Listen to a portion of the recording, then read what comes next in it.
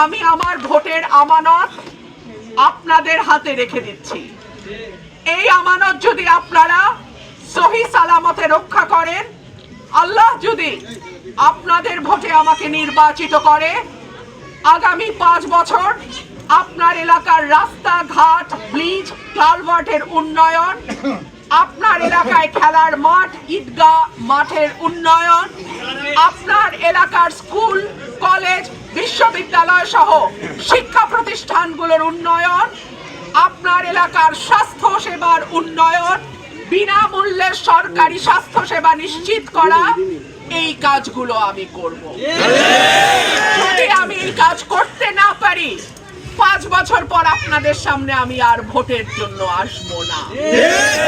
এইরকম না যে একবার ভোট দিয়ে এমপি নির্বাচন করবেন আর নাম না বলি, কারো না কারো মতো মরার আগের দিন পর্যন্ত এমপি থাকবো, ব্যাপারটা এরকম না।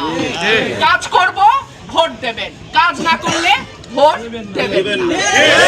বলছি, একটা বার পরীক্ষা করে দেখেন, 5 বছরেরই তো পরীক্ষা, এর তো বেশি একদিনও না, তাই না? পরীক্ষা যদি আপনাদের মন মতো হয়, পরে ভোট দেবেন আবার, আর যদি মন মতো না হয়, আপনারা আপনাদের প্রার্থী বেছে নিতে পারবেন।